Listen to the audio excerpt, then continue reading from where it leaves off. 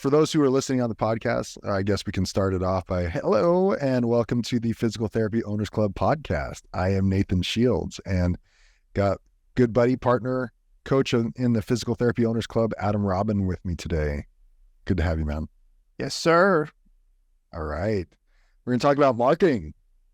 Yeah, specifically physician marketing. Okay. Because that's what the people wanted. So that's what we're going to give them. Yeah, we did the survey on the group, right? We did. We did a survey in the group. And you know what? We've had a lot of startup clinics joining the group lately. Like a lot of new clinics starting up, and they're trying to look for ways to get busy. You know, the old school, let's get out, let's get in front of physicians. That's kind of the first thing that kind of people want to get into, which is a good place to start. Sure. So let's talk about it. Right off the bat, what do people get wrong about physician marketing? That's a great question. And, you know, I think that there's a few things that they get wrong, but the first thing that comes to mind is we show up to the physician's office thinking that we need to be interesting, right? That we need to impress them, right? And that's a lot of pressure that you place on yourself. Like, I have to be special. Like, I have to be unique. I have to be blank. I have to stand out. I have to make them like me. Everyone wants to use the word niche. How do I show my niche? Yeah, like I need to be special, right? And so it's like, what do I say? Like, how do I be cool? How do I impress them? You know? And so I feel like the way that we show up is probably the first mistake that is made. Yeah. We show up I could with definitely see that. Yeah, and I think there is something to be said about standing out. There's also something to be said about being authentic, though. And I think those two things are different, because the generic way of standing out that I've seen physical therapy owners market and marketers do is, okay, we care a lot. This is their message. We care a lot. We provide a lot of one-on care, manual care, hands-on care. We'll get them in quick too, Doc. We're going to get them in quick. We'll get them in quick. Same day. What physical therapist doesn't say that when they go into the referral, into the doctor's office? They're like, you know, the doctors over there are like, oh my God. It's the referral coordinator's just like, just tell me your name and give me your stuff, and let's just move past all this part. Right.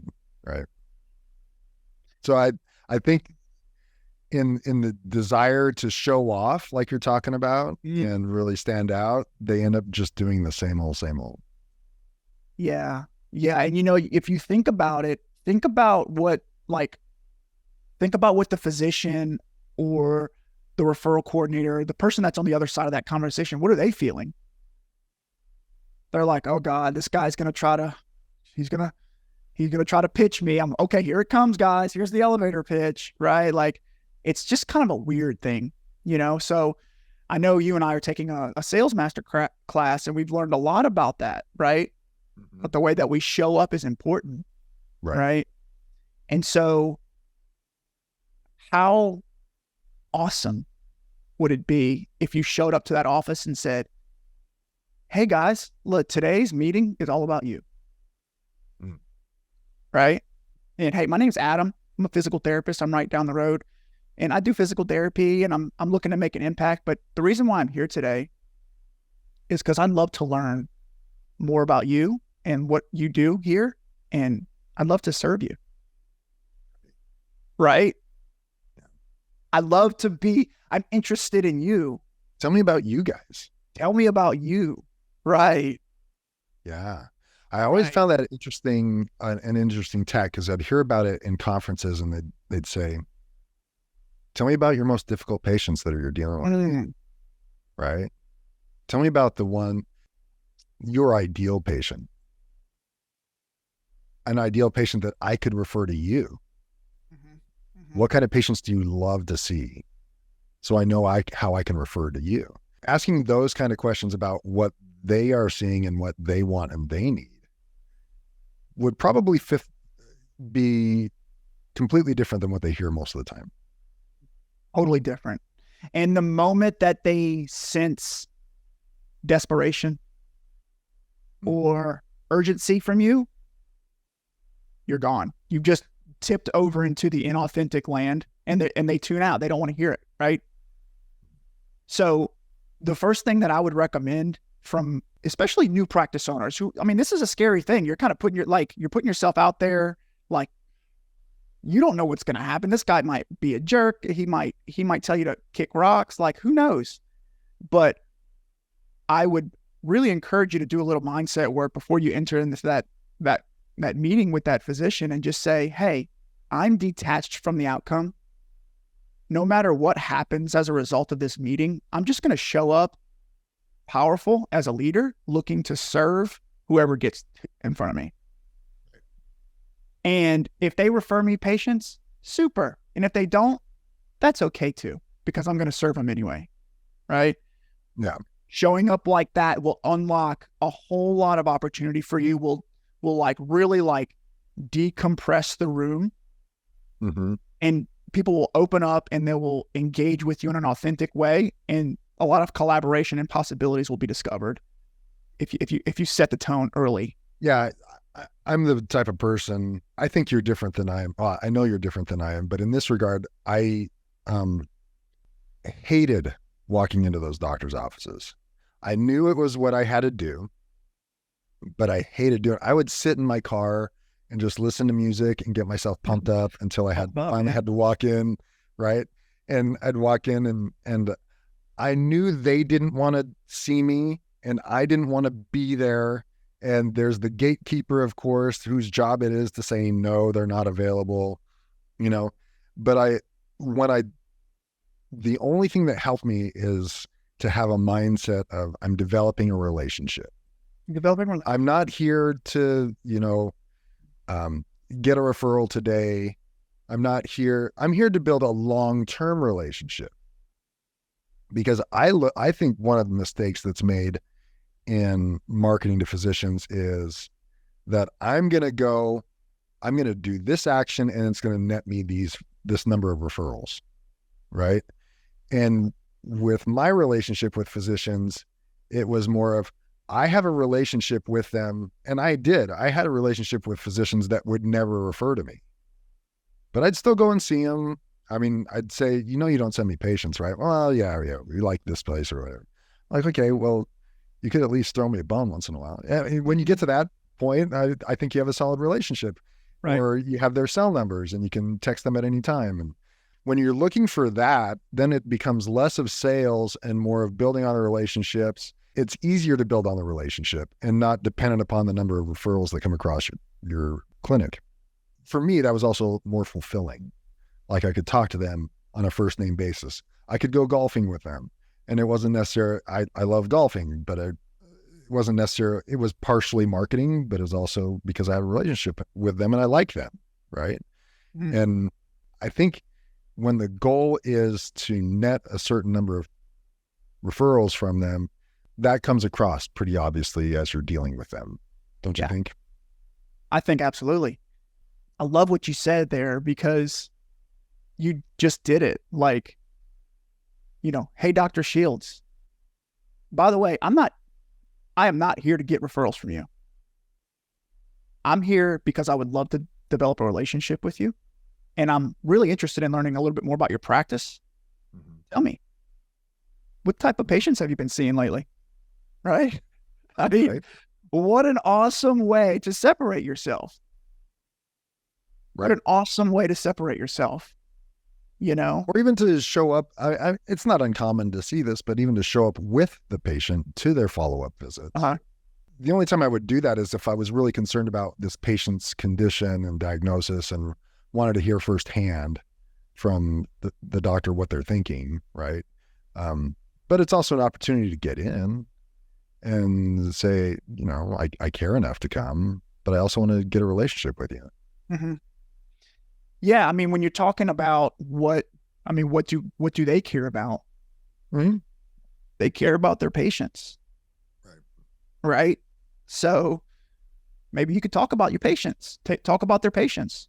What type of patients are you seeing? What types of problems are you seeing with the patients? You know, do you like to use physical therapy? If so, what do you really look for when you're looking for a physical therapist? Mm-hmm.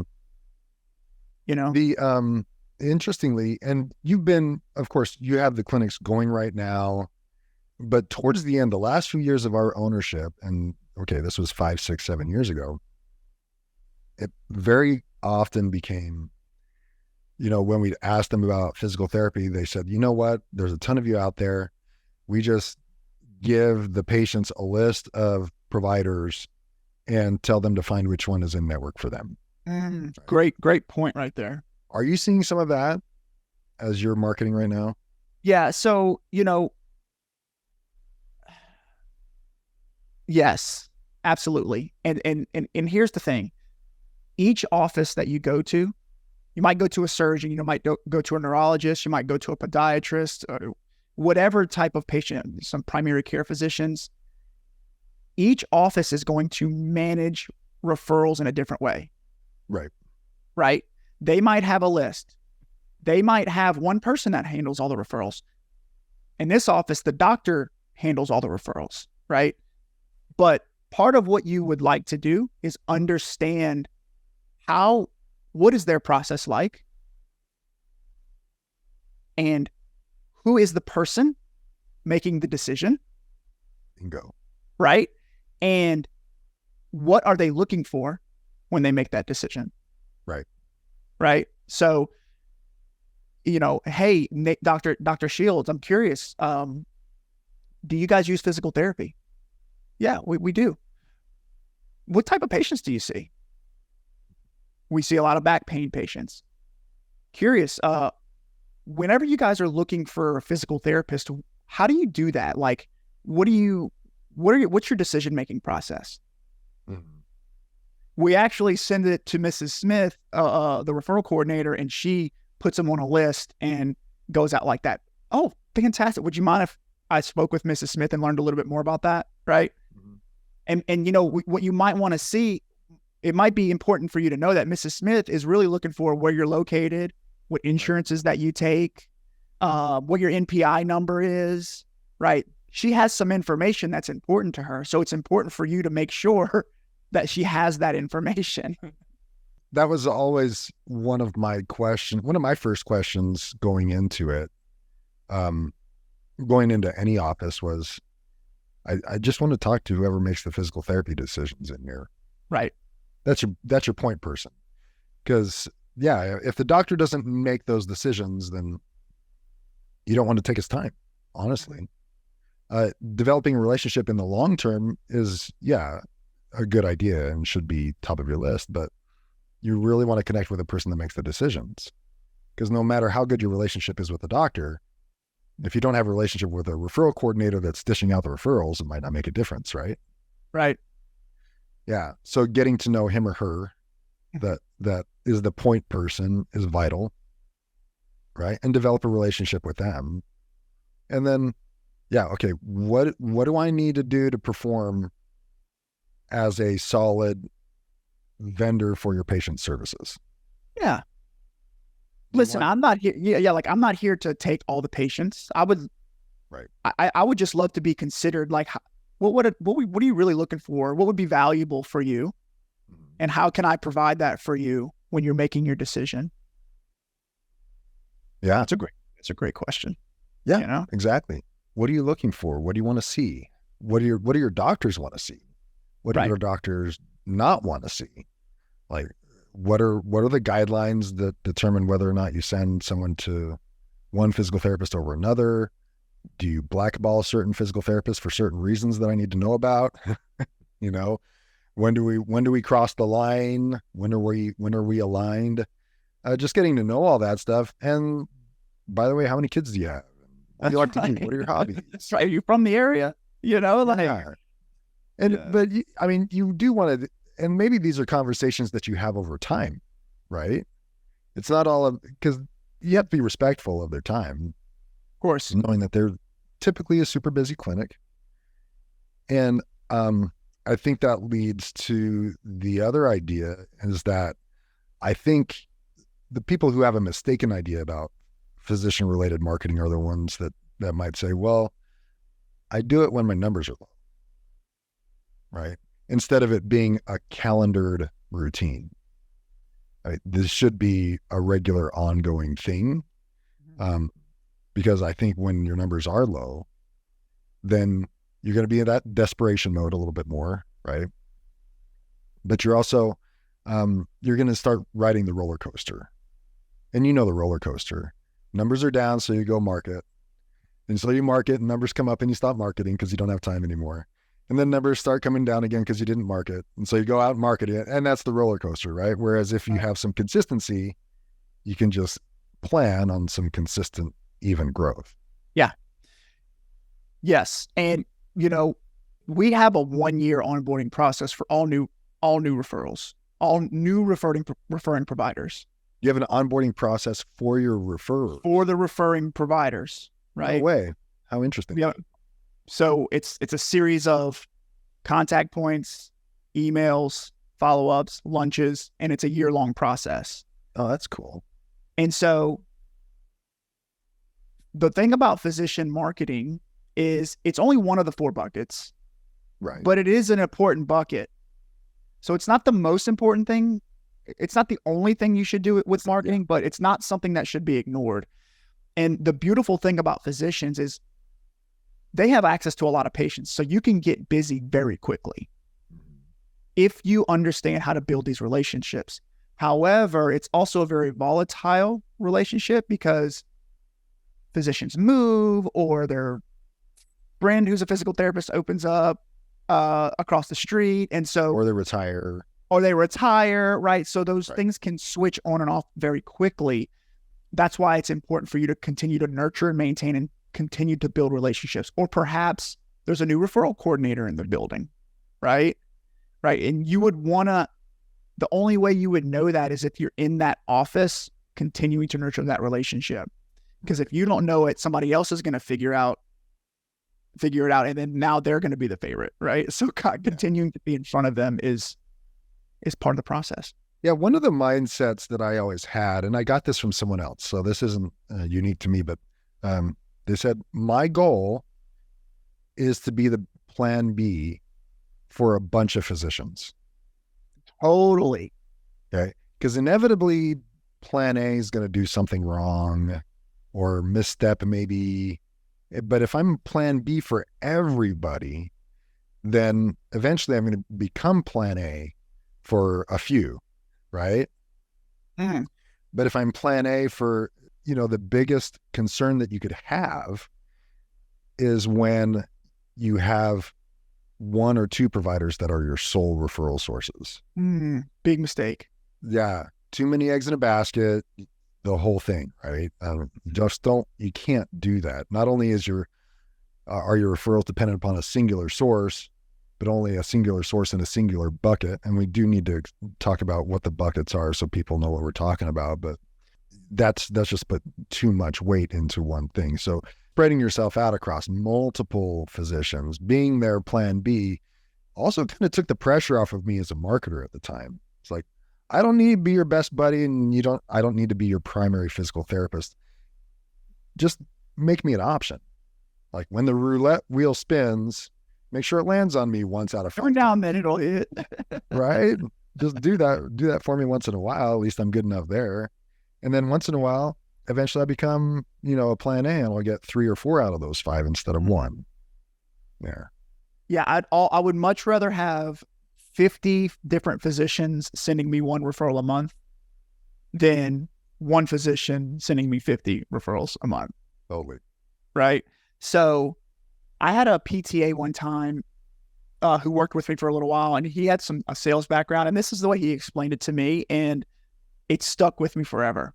He said, I love stories and analogies, but if you go in the ocean, you'll see a big blue whale, right? And he's got his mouth open and he's gobbling up all the creatures, and he's just a fat blue whale, right? Like, you don't have to be the blue whale, right? But if you look under the whale's fins, there's these huge dolphins and other types of animals that are catching all the crumbs. All the suckers. Right? And they're fat and happy too, right? So don't feel like you have to be the blue whale. Just be behind the blue whale, and be number two and be ready to capitalize consistently, and you'll build really great relationships. Yeah, definitely. And I think that, like I said, I think that takes a little bit of the pressure off. It also keeps you busy. Um, focusing your energies not on just one place all the time, right? Uh-huh.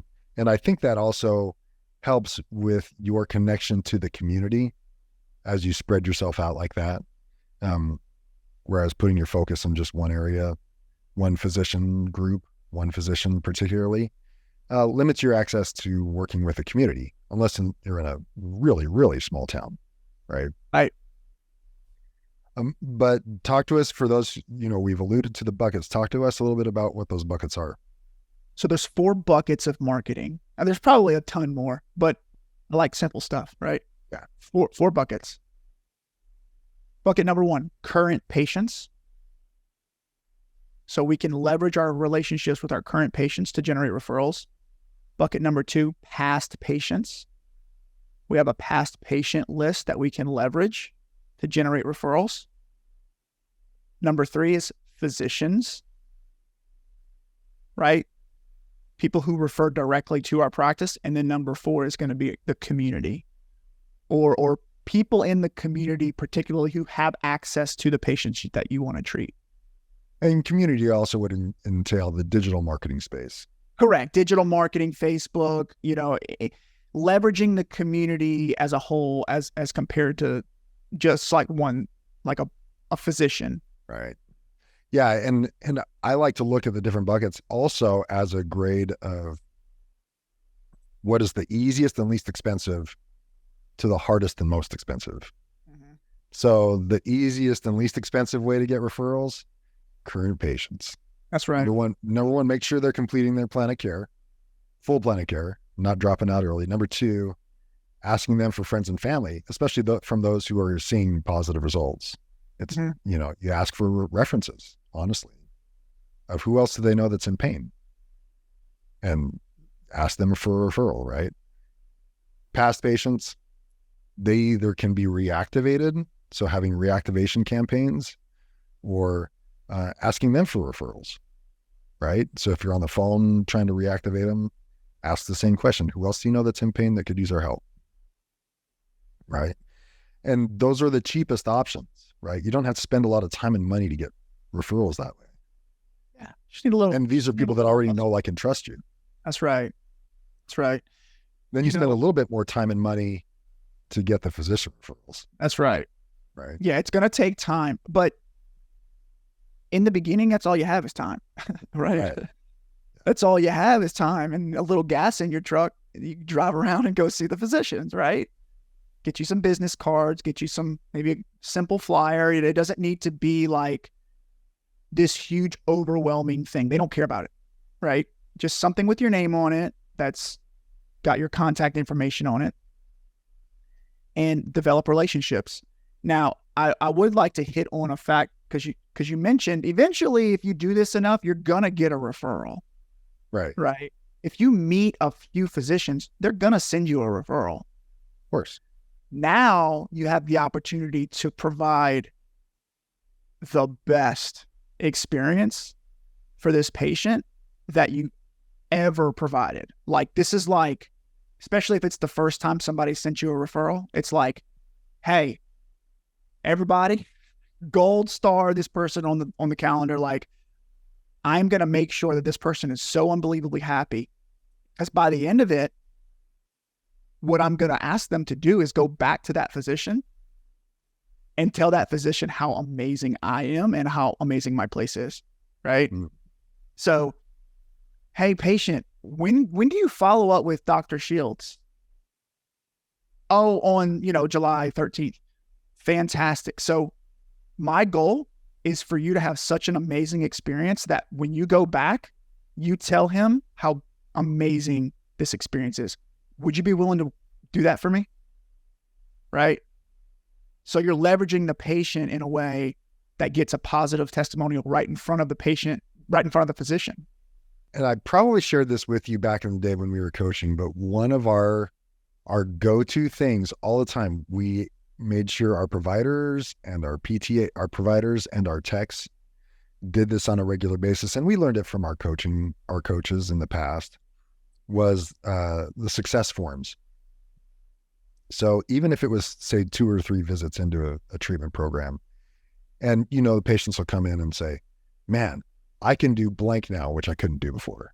Like, my pain is less, I'm moving better, I'm stronger, you name it. I mean, fill in the blank. I've made this objective progress, this functional outcome, right?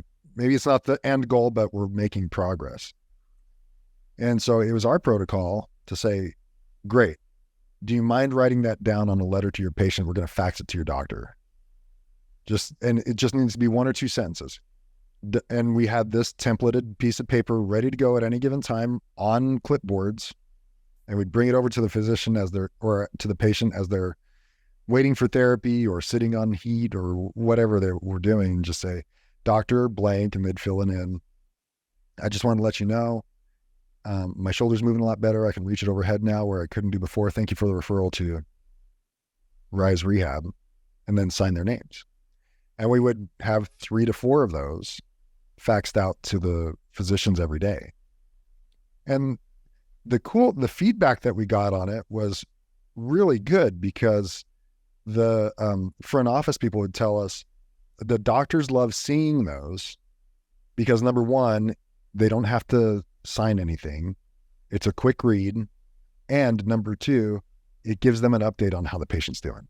Mm-hmm. Oh, cool. I sent that patient to blank. They're getting therapy and they're making progress. And now I don't have to sign anything. I don't have to fax anything. I'm updated. We're good. Yeah. And the physician's the hero. Right. Thank you for sending that patient to me. Thank you for being such a great doctor that you would send me to see it, right? Yeah. And they really appreciate it. I mean, these are the things we're talking about today, is what my cousin used to call just hitting a bunch of singles. You don't need to be hitting home runs and triples all the time. It's just a single and another single, and you just back up single after single. That is so move people along, right? You're just hitting singles all the time, right? And eventually you're going to start getting some runs coming across the plate, right? I keep that in my mind. Like, we don't have to be hitting the mother load and getting 6 referrals after a single interaction with the physician, right? We would like that if we're going to spend a couple $100 on a lunch, but it is what it is. We're here to serve. We want to maintain the relationship. We want to express gratitude. We want the doctors to know how well their patients are doing, instead of waiting for 4 to 6 weeks to get a progress report that's 2 to 3 pages long and requires a signature, right? Let's just let them know. In the meantime, hey, FYI, your patient's doing great. Our logo's at the top. They see our name. They know the patient's doing great. We did that. We got a result out of them, and they really appreciated that. That's awesome, man. It reminds me of the flywheel effect from Good to Great. Jim Collins wrote a book called Good to Great, and he references he's got this this phenomenon called the flywheel effect, and it's basically the same principle, right? And the difference between people who achieve the things that they want and the people who kind of struggle is they hit more singles, right? They just hit a lot of singles. If I'm hitting 100 singles a day and you're looking for 1 home run a quarter, I'm going to crush you, right? So hit more singles. And really the singles are about providing value, finding ways that you can serve and make people feel good about spending time with you, and then letting the people who are important know about it. Mm-hmm. Right. And that's really it. Like, doing that at a high level. How can I serve more? How can I get in front of more people? How can I provide more value? And if you do that repeatedly, you're going to get, I had a coach one time tell me, I can tell you how busy your place is and depending on the number of face-to-face interactions you have with your marketing list. Right. So if you want more referrals, you just need to have more interactions with people. So 1 a week is not enough. Do 5 a week or whatever, right? Or every now and then is not enough. We need to do it often, and we need to create a system in which we can just put it on autopilot to where it happens every single week. And then when your schedule gets busy, the mistake that we made is we stop hitting singles, and we go back to not hitting any singles, right? When your schedule gets busy, you hire somebody and continue to hit more singles, right? Don't fill your schedule up with the things that are going to stop you from hitting singles. So talk to us about that. How do you transition out of patient care and the marketing, the do-it-yourself marketing, to bringing on that marketing person? How did you do it? And what made it successful for you guys so that Adam Robin isn't the person out visiting the physicians' offices? Yeah, I'm sure you still maintain some great relationships with the physicians in your town, right? Because you've done that. You started it off. How do you hand that over to someone else? Slowly. just like anything else, I think that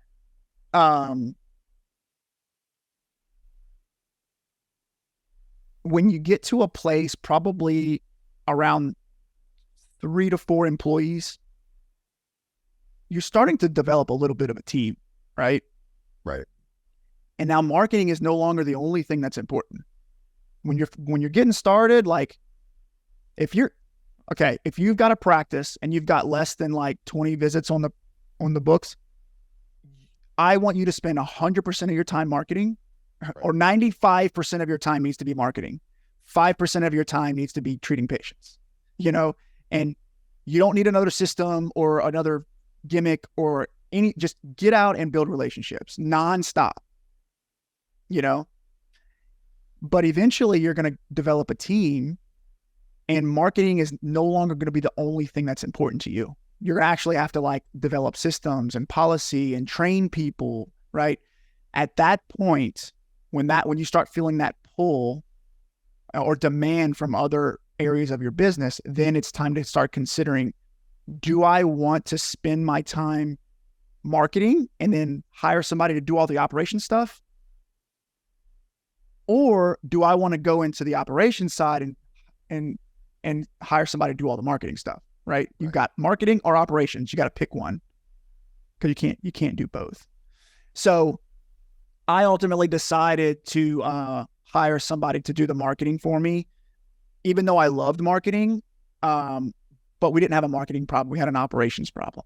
So I had to learn that skill. But hey, I hired a soccer mom. It was a semi-retired soccer mom. Here's my list. Here's my conversation of kind of how I say things. She went on a few visits with me. We met weekly. She brought some ideas to the table. I let her run with them. And before you know it, she had a name tag. You know what I mean? Right? So it just happens very slowly and organically. No, I attacked it based on my experience. I attacked this a couple different ways. So I took it upon myself to do all the marketing, and because I had the relationships, right? When I had 7, 11, 20 visits a week, I had downtime and I was out marketing. If I wanted to, I had to beat the bushes, right?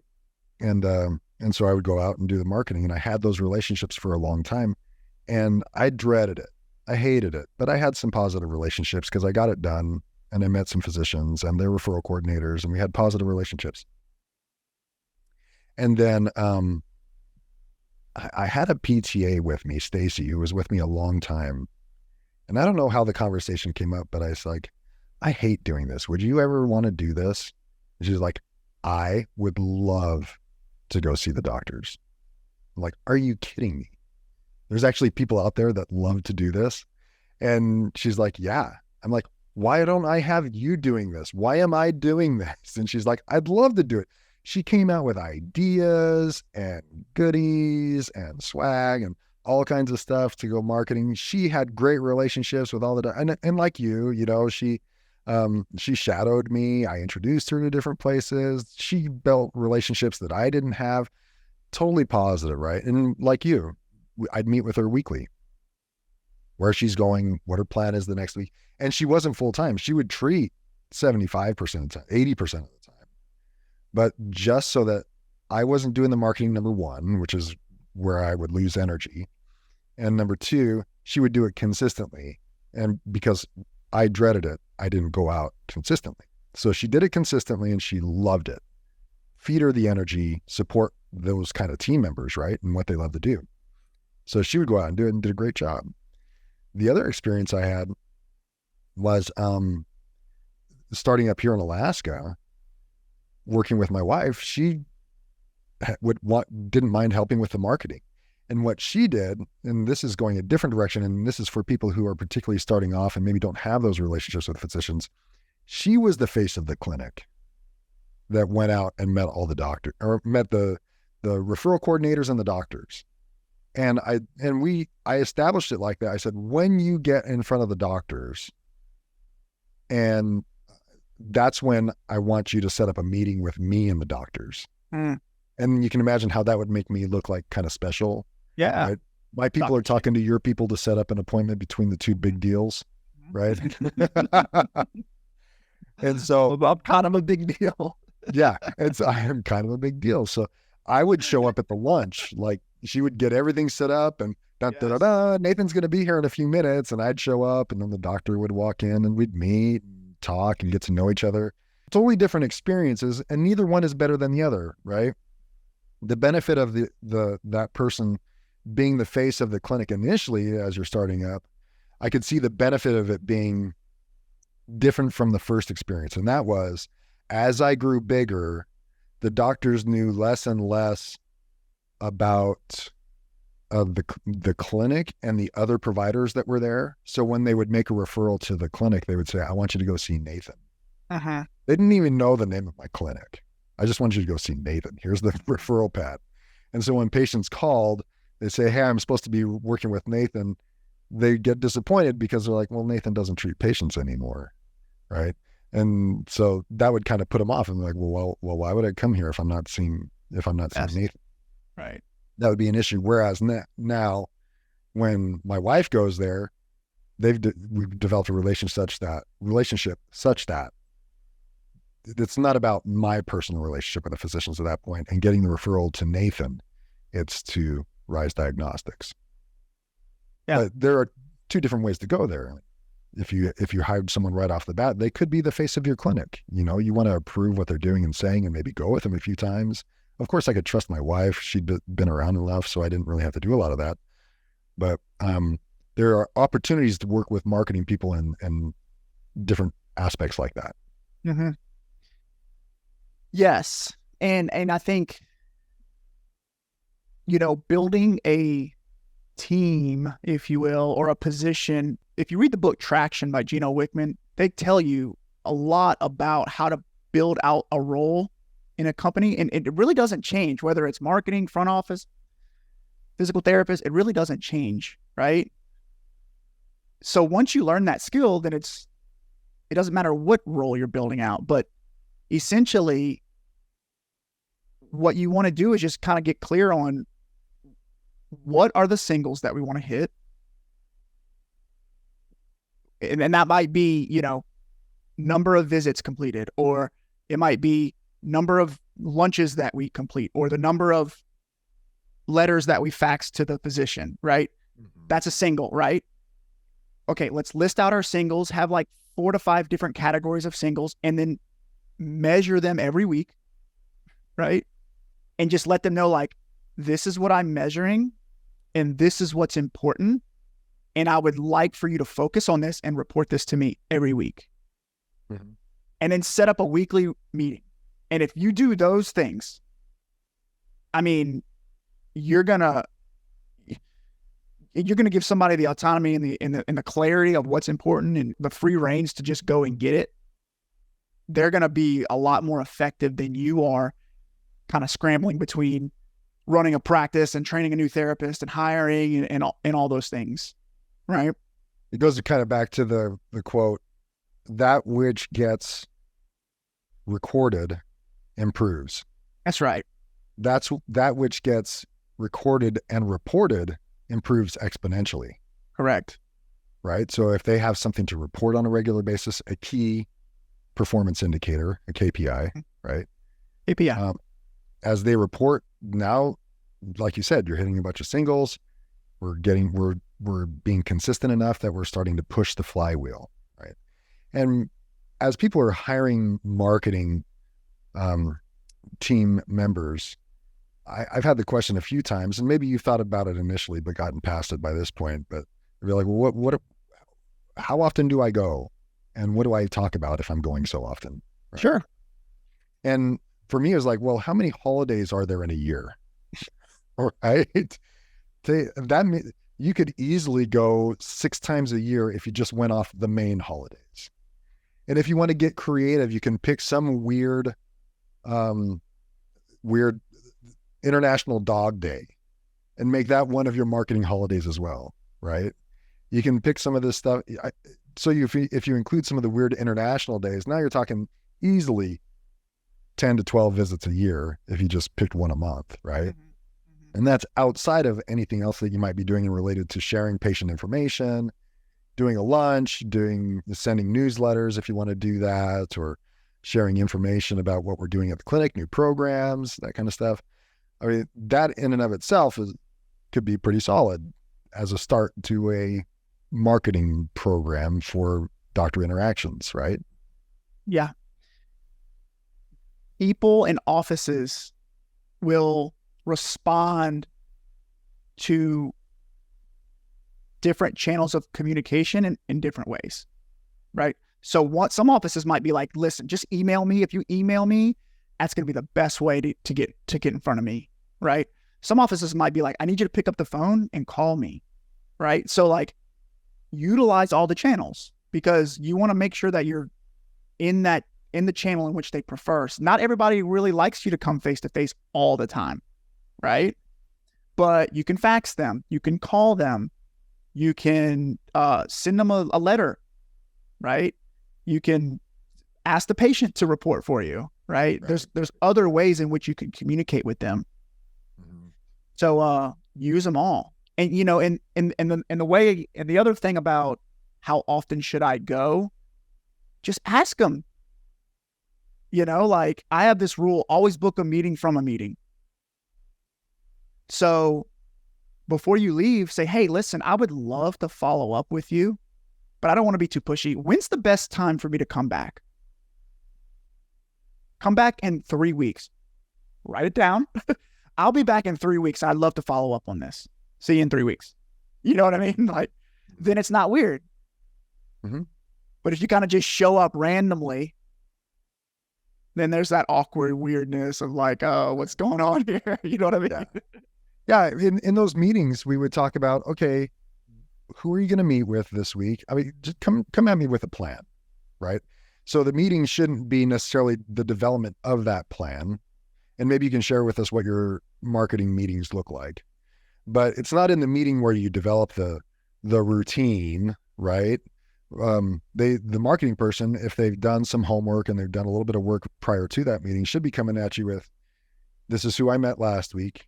Here are my comments if you want to read about them over here about each of the interactions and what I learned.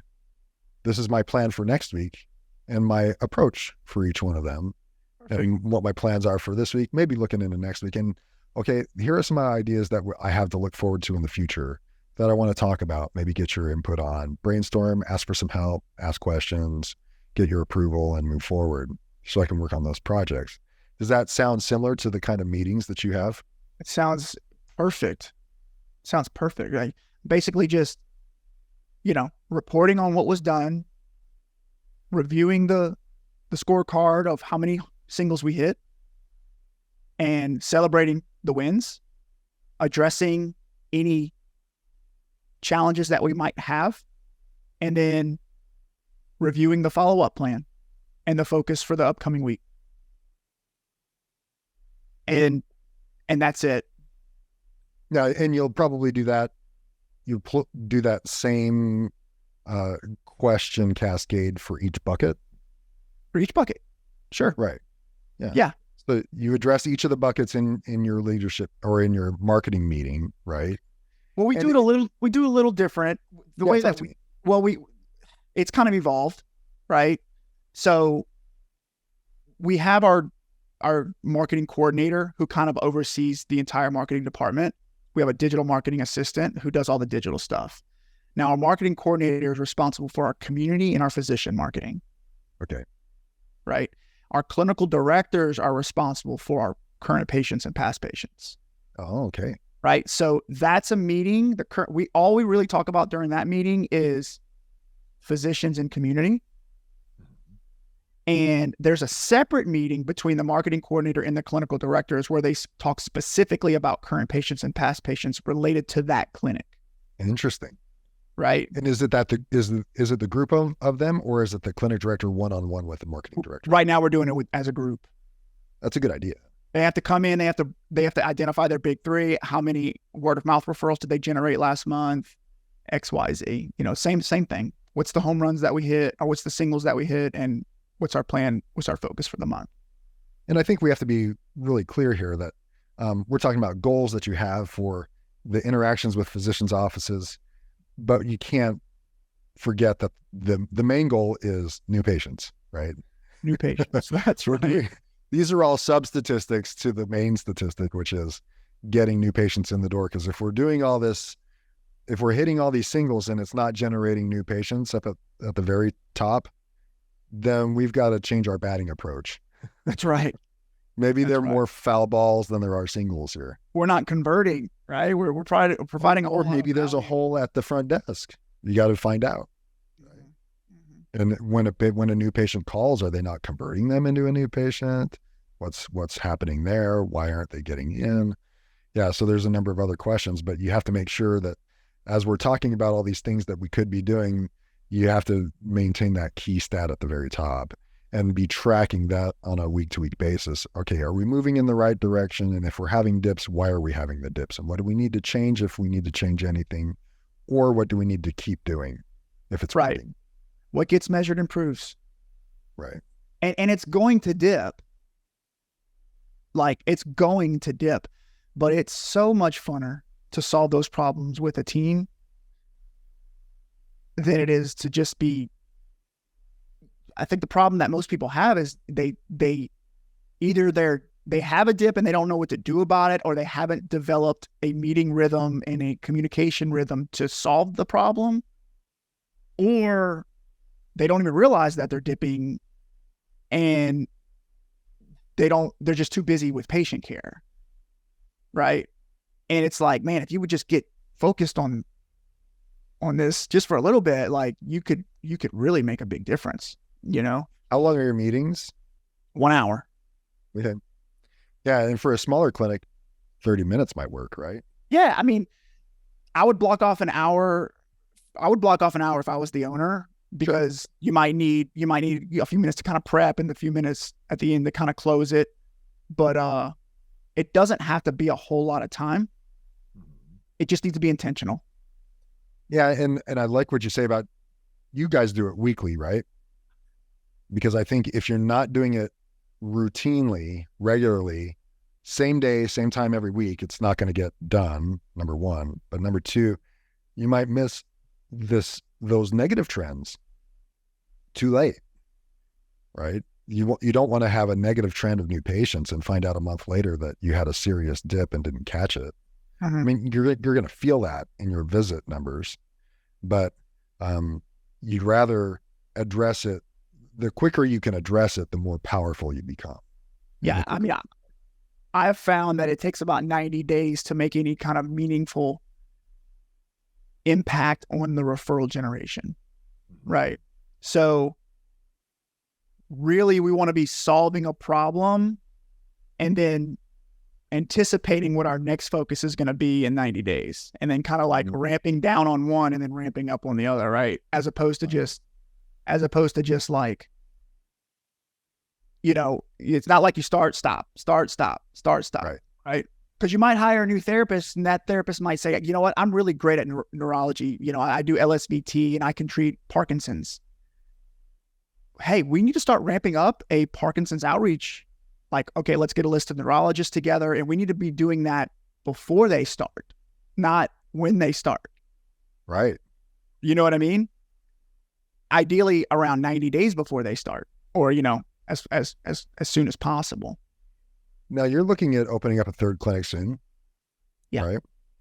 what is your marketing plan prior to opening your doors? So I'm playing with something new. I can tell you that the way that we're going to do it is we're going to leverage, we don't have current past patients No. in that area, right? But we have a list of physicians in the area. And we have a list of all of the important people that are in the area, right? These are going to be the influencers. We call them secondary referral sources. So this might be the principal at the high school, the athletic trainer, the massage therapist that has a practice down the road, the chiropractors in the area, right? So these people don't necessarily refer directly to you, but they have influence over the people that you want to treat, right? So we're building out that list, name, contact information, address, and we're reaching out to them, and we're having the communication. Hey, my name's Adam. I'm moving to the area, and I would love to learn about your practice or what you do here and how I might be able to support you. And how soon before you open your doors are you sending out that information? I'd say at least as soon as I sign the lease. You know what I mean? Like, right. As soon as I sign the lease, I mean, I want to know. Like before you open the doors. Yeah, like as soon as I know for sure that we're opening, I'm building, we're rolling out the marketing plan. And that could be 2 or 3 months ahead of time. Correct. And now the other thing that I have seen people play with that has been successful is doing like billboards, like coming soon type of things, and leveraging the community in that way, and also mail outs. So mass mail outs, but that costs a lot of money. Right. So you might not be able to do that like on your first clinic because you don't really have a lot of money. But as you continue to expand, getting the word out very, very quickly with those types of channels I've seen people have success with that. Do you have a specific budget that you set aside for your marketing? Because, and I ask that because as I've had marketing specialists on the podcast in the past, they always say it's hard to work with small business owners and physical therapists in our space because people will come and say, hey, I need your help in marketing. I need to get set up on Facebook ads, Google ads, and so of course these people smartly ask, well, what's your budget? And it's like deer in the headlights. Oh, I don't know. What should my budget be? And they're like, well, what kind of results do you want? What are you looking for? How much can you afford to spend? How much should you afford to spend? It's kind of up to you what your tolerance level is, right? To put this money out there for marketing. And what you have to spend determines what they can provide you and what you can and can't do. So in the past, as I've talked to these people on the podcast, they've recommended if it's a new clinic, you might be spending 10% or more of your gross revenues on marketing, right? If it's a more stabilized clinic, and that might be what you do for your third clinic, but you've learned some techniques and abilities that you might not have to spend that much, right? But you still get the word out. But if it's your first clinic, yeah, you probably need to consider that because your revenues are relatively low and you need to invest in some marketing to get the numbers up. But as you're stabilized, that's probably more like 5% of your correct revenues, right? And have you tied your marketing budget to a percentage of your gross revenues? Yes. Now I'm a little more aggressive just because I feel like I'm just I got a marketing mind. So I feel I'm comfortable spending money on marketing. Well, and your mindset is also such, and let me point this out to people who are listening. Your mindset is such that advertising and marketing to you is not an expense. Correct. It's an investment. Correct. You're doing it because you know the dollar that I spend on marketing is going to net me $5, $10 down the road, and not just the expense for that month. So, and that's a mindset that many small business owners and especially physical therapists have, is that scarcity mindset where, well, what am it's another dollar that I don't have. No, it's an investment in the building of your company, and that's expected. Right. Yeah, I think that it's important for you to build out a pro forma and just basically, what is your practice going to look like in a year? How many visits a week is that? let's say it's 100 visits a week, whatever, and you're doing $100 a visit, that's, what is that, 10,000 a week, roughly 40,000 a month, right? So let's say I want to go from 0 to 100 visits in 100 visits a week in 12 months, right? That's going to be $40,000 a month. So I would open a clinic spending 5 to 10% of that 40,000 day one. Right. So I would be spending up to $4,000 a month day one, right, because I know that's what you have to build the marketing plan that's going to get you there. Right. It's not like I'll get there and then I'll spend the money. That's not the way. It's not the way. You spend the money and then you grow, not you grow and then you spend the money. I get it. Oh, I love that mindset. And I love how you broke it down like that. You're basing your marketing budget on what you expect to have. Correct. I'm building the marketing budget for what you currently have. Correct. Uh-huh. Correct. And I'll yeah, I mean, and I'm willing to stretch that depending on how confident I am that we can do it. How strong is my team? How strongly do I feel like I can leverage the community? You know, do I have 3 or 4 therapists on my team who are from the area, who have a lot of connections, right? Those are all things that you can kind of consider when you're trying to predict how successful you can be there. And I'm stepping backwards a little bit because a question came to my mind. At what time did you take that marketing person from part-time to full-time? Or did you? It took a while. What size of clinic? I think we were around doing $1 million a year or so between the 2 clinics, but just for the first clinic. Okay.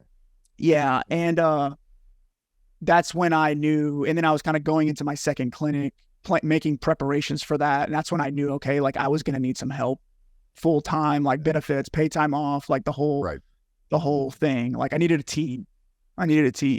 Right.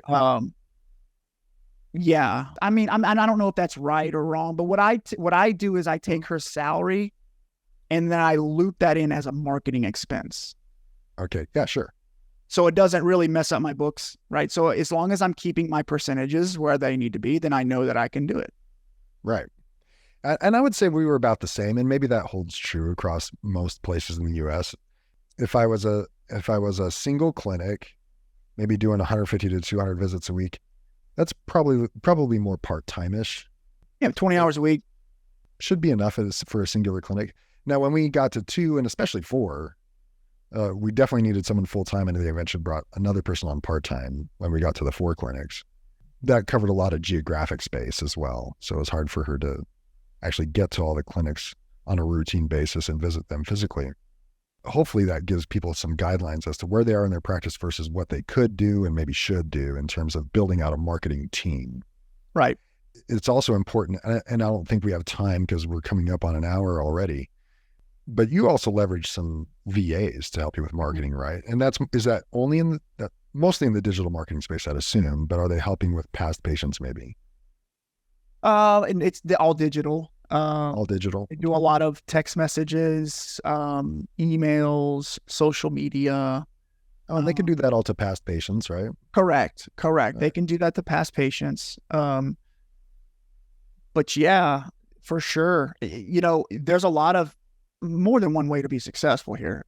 Right. And I've seen people just kind of hire a marketing. There's a lot of great digital marketing agencies that are out there who can kind of build a package for you and automate some things. Mm-hmm. And they're fantastic. I have no knock against them. I've worked with several of them. However, I think that my experience has been, if you really want to do a lot of things, then you're going to have to take it in-house. Right. You know, it's like a lot of agencies will help you with a little website work, a little SEO, and maybe an email campaign or two. Right. Mm-hmm. But if you want to do newsletters and text message automation and different types of campaigns and a lot of complicated things at a lot of high volume, then you're going to have to take that in-house, or you're going to have to pay a lot of money to an agency. Now, were you ever at a point where you consider the 4 buckets, right? Where you said, you know what, we're not going to put money and energy into that bucket for now. And we're going to focus on the other buckets. Were you ever intentional in that regard? Yes, I would say, and we have clients in our coaching program who do this, but we have clients who spend too much money on digital paid ads. It costs the most, takes the most energy to get a new patient, and it's the least effective. I've seen people spend don't start $1,000, $2,000, $3,000 a month on paid ads, and it's just, and have never visited a physician's office yet. And it's like, there are so many more effective ways. You know, the most powerful engine in marketing that you can create is word of mouth through relationships. Right. And people don't build relationships with an email or with a Facebook page. Like, we need to shake hands and actually learn about the people in the community and build those types of relationships. I think that is the best place to spend your money. Right. And, I wouldn't spend anything on digital until, I don't think I started spending on digital until I was over the 1 million mark. Right. You know, like when I got to where I was opening my second location is only when I started spending money on digital. Well, and I've had podcast guests who have marketing programs, and they've admitted the same thing. If they were to approach a clinic that's not sending text messages and emails to current and past patients, they're like, well, we're going to start a text and emailing campaign for you first, because the Facebook ads, yeah, they're going to get you some patients that they're going to get you some consults. And whether or not, and the Facebook group can, if they come from Facebook, they're a little bit sketchy from what it seems, and they're hit and miss, and they flake quite often. The Google ads are going to take, and the SEO is going to take a few months to ramp up to really get to that point where they're really helpful. Like, again, I said, the easiest, cheapest, least energy that it takes is to go straight to those. And that's where you're going to get the most immediate impact with the least amount of money and energy is current past patients. Yes. Start there. Be intentional. Yes, I'm going to do digital stuff eventually, but let's focus here in our community first, and people who know, like, and trust us, develop a relationship, maybe bring in a few physicians, start doing some routine visits to physicians, and then graduate to the digital. Right. So I like that you shared that you didn't even start until you had your second clinic. No, I always tell people, get you a website, get you a page on Google, a Google My Business page. You can do that for free. And then get you a Facebook page and post some pictures on there every now and then. And then meet all the physicians in the area, meet all the influencers in the area, and leverage the patients that you're seeing to generate testimonials. Mm-hmm. Reviews. A lot. Do a lot of that. And be a crazy person about that. Master that. Yes. Until you just run out, like, you've got so many patients on your schedule and now it's time to hire a therapist. And then we can talk about what the next problem is after that. We'll do it again. Right. Exactly. Right. Well, anything else you want to add? Like I said, we come across the hour mark, which was surprising because that went super fast. Anything else you want to add about physician marketing specifically? Yeah. John Hudson. What's up, John? John and I went to school together. He asks a question: do you start with a shotgun approach and hit every office in your area and then narrow down based on the provider's office response? That's a great question. Yes. You can't catch fish unless you have hooks in the water, right? And so if I'm throwing 100 hooks out and they're biting over there, then I'm going to go over there, right? You know what I mean? So I would spend a lot of time on the big fish. But you can't really identify who your big fish are unless you've got hooks in the water, right? So in the beginning, I would say yes, meet them all, unbiased, but eventually one's going to hit. And you're going to develop a relationship with that person. And then you ask them, hey, do you have any other physician friends who would benefit from something like this? Yeah. Have you visited Dr. Smith across the hall? I haven't. Would you be willing to introduce me? Right. And that's your in, right? That's the game you want to play, as opposed to going across the town to some guy who doesn't even know you. I could put another spin on that. And I would say this is a graduated level of marketing because I just had Dimitrios Kostopoulos from New York on a couple podcasts ago. And his marketing was specific to the highest insurance payers. Cool. So he had a tier A of the highest insurance payers, tier B, which was slightly above the expense rate per visit in his clinic, and tier C, which was at the expense rate and below that paid for less. And his marketing was focused on those tier A physicians and provider groups. And that's another level. If you're starting out new, if John Hudson is brand new to opening up a clinic, I'd get the relationships, start building them out, find out, maybe that's part of your relationship building. What insurance plans do you see? Do we accept that plan or not? Right? Or what kind of patient diagnoses do you guys have a hard time working with that we can help out with? That kind of stuff. And then down the road, maybe 6 months to a year down the road after you develop some solid relationships, then maybe consider the tiered marketing system. But I had to bring that up because that was relatively new marketing strategy to me that I thought was super impressive. Mm-hmm. Dimitri's the man. I've never met the guy, but I've heard him talk several times, and he's a smart dude. He's next level. Right. Cool, man. Well, thanks for coming on again.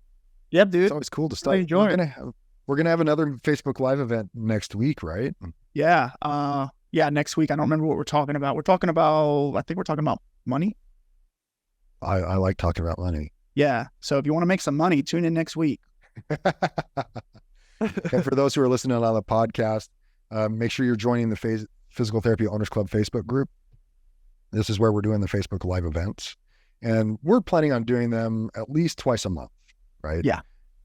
So if you have any particular topics you want us to address, then we'd like to address them. Feel free to share.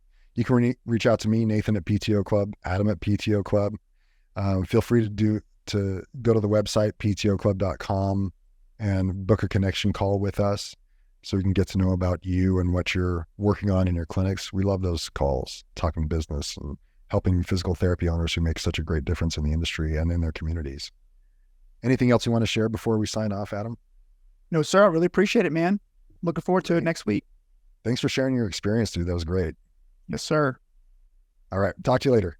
Bye, everybody.